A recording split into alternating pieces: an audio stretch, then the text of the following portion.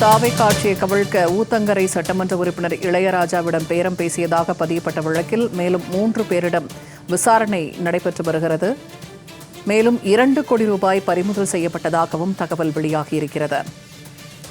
3 பேரிடம் நடத்திய விசாரணையில் 2 கோடி ரூபாய் பறிமுதல் செய்யப்பட்டுள்ளதாக அண்மை தகவல் வெளியாகியிருக்கிறது. தாவேகா ஆட்சியை கவிழ்க்க ஊத்தங்கரை சட்டமன்ற உறுப்பினர் இளையராஜாவிடம் பேரம் பேசியதாக பதியப்பட்ட வழக்கில் மேலும் 3 பேரிடம் விசாரணை நடைபெற்று வருகிறது. இந்த விசாரணையில் அவர்களிடமிருந்து 3 கோடி ரூபாய் வரை பறிமுதல் செய்யப்பட்டதாக அண்மை தகவல் வெளியாகியிருக்கிறது.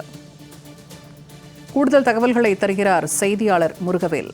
முருகவேல், இப்ப தாவேகா ஆட்சியை கவிழ்க்க சதி செய்யப்பட்ட விவகாரம் தொடர்பாக நடைபெற்ற விசாரணையில் 2 கோடி ரூபாய் பறிமுதல் செய்யப்பட்டதாக தகவல் வெளியாகியிருக்கிறது. தொடர்பான கூடுதல் விவரங்கள் என்ன?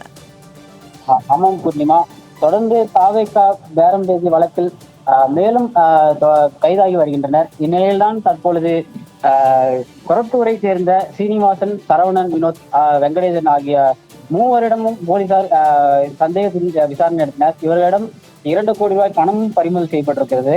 தாவேகா ஆட்சி கவிழ்க்க முயற்சி செய்ததாக ஊத்தங்கரை எம்எல்ஏ இளையராஜாவிடம் பேரம் பேசியதாக தான் இந்த வழக்கு தொடரப்பட்டது.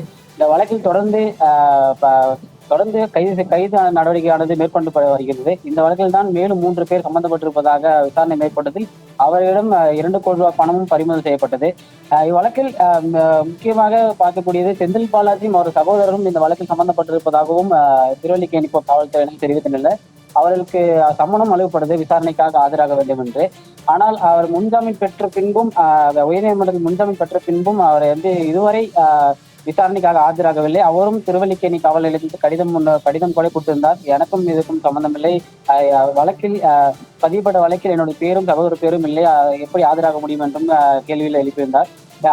ஆனாலும் திருவல்லிக்கேணி காவல்துறையினர் தொடர்ந்து இந்த வழக்கானதை விசாரணைக்கு எடுத்து மேற்கொண்டனர். இந்த வழக்கில் விசாரணையில் கடந்த 2 தினங்களுக்கு முன்பு கூட மதுரையை சேர்ந்த 3 வருடம் திருவல்லிக்கேணி காவல்துறையினர் விசாரணை நடத்தினர்.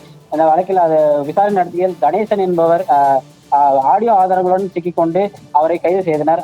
மதுரையில் வைத்து பேரம் பேசியதாகவும் அந்த விசாரணையில் தெரிய வந்து போலீஸ் தரப்பிலிருந்து விளக்கமும் அளித்திருந்தனர்.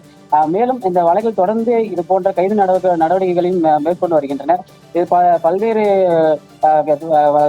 திமுக சார்ந்த பிரமுகர்களும் சம்பந்தப்பட்டிருப்பதாகவும் மேலும் சிங்கப்பூரிலிருந்து இந்த தாவேகா பேரம் விவகாரத்தில் ஈடுபட்டிருப்பதாகவும் தெரிய வந்தது.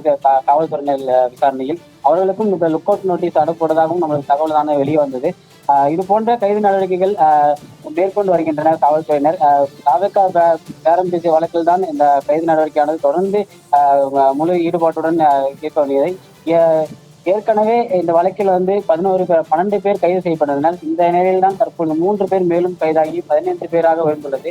தொடர்ந்து இந்த வழக்கானது மேலும் இன்னும் எத்தனை பேர்கள் கைதாவார்கள் என்றும் இந்த வழக்கில் எத்தனை பேர் சம்பந்தப்பட போகிறார்கள் என்றும் பொதுவான ஒரு கேள்வி எழுப்புள்ளது. ஒரு தாவேகா ஆட்சி அமைத்து இந்த தினங்களில் தாவேகா ஆட்சியை கவிழ்ப்பதற்காக தொடர்ந்து இது போன்ற செயல்கள் நடந்து வருகிறனாலும் எம்எல்ஏடம் பேரம் பேசி ஆட்சியை கவிழ்க்க முயற்சிப்பதாகவும் சந்தேகம் அதிகமாக எழுந்து மக்கள் மத்தியில் பெரும் குழப்பத்தை உண்டாக்கிறது. மேலும் இந்த வழக்கில் தான் இந்த பேரம் வழக்கில் இடைத்தரகர்களாக செயல்பட்டவர்களுக்கும் பணமானது வெளியே போயிருக்கிறது. ஒவ்வொரு தரகர்களுக்கும் 5 கோடி என பணமானது பட்டுவாடா செய்யப்பட்டதாகவும் இந்த வழக்கில் நம்ம பார்க்க முடிகிறது. தகவல்களுக்கு நன்றி முருகவேல்.